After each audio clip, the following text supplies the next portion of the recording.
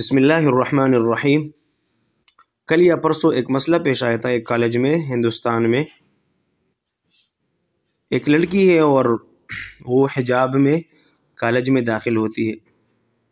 مسئلہ یہ ہوا تھا کہ اس کالج کے جو لڑکے ہیں انہوں نے احتجاج کیا تھا۔ کس کے بارے میں کیا تھا؟ کہ ہمارے کالج میں جو لڑکیاں آتی ہیں یہ بغیر حجاب کے آئے گی۔ حالانکہ اسلامی ملک میں یا غیر اسلامی ملک ہو تو تمام ممالک میں حکومت کی طرف سے یہ آزادی حاصل ہے کہ ہر بندہ ہر طبقے فکر اپنی مذہب میں آزاد ہے۔ چاہے وہ مسلم ہے تو وہ اسلام کے مطابق اپنی زندگی گزارے گا، یا غیر مسلم ہے تو وہ اپنی مذہب کے مطابق زندگی گزارے گا۔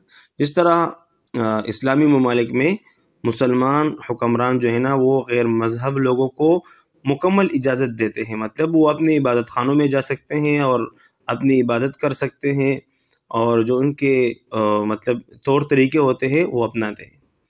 تو انہوں نے یہ احتجاج کیا کہ یہ لڑکیاں بغیر حجاب کے آئے گی، حالانکہ یہ مسلمانوں کا پردہ کیا ہے۔ اللہ نے قرآن میں اس کے بارے میں فرمایا ہے کہ اب پردہ کرے۔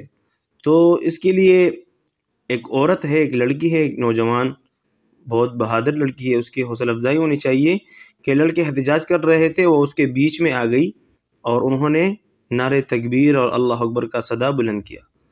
یقیناً یہ ایک حوصلہ افزا بات ہے اور بہت بڑا کارنامہ کیا ہے اس لڑکی نے، اور مسلمان کے دل میں اس طرح جذبہ ہونا چاہیے۔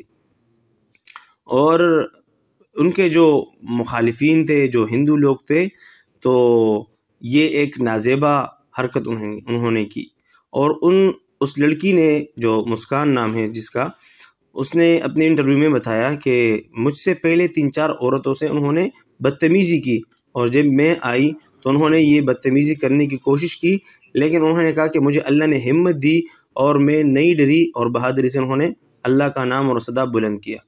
تو بھئی میرا ایک پیغام ہے جو ہندوستان کے علماء کرام ہے، یا جو حقوق کے دعوے کرتے ہیں کہ ہم ہر بندے کو، ہر مکتب فکر کو، تمام مذاہب کو ہم اپنے حقوق دیتے ہیں، تو ان کو چاہیے کہ بھئی وہ اس کے سپورٹ کر لے، اس لڑکی کا حوصلہ افزائی کر لے اور اس کو اپنے حقوق دے کہ چاہے مسلمان ہے، چاہے ہندو ہے، چاہے سکھ ہے، جو بھی ہے تو وہ اپنے طور طریقے پہ زندگی گزارے گا اور اس کو پورا حق حاصل ہوگا۔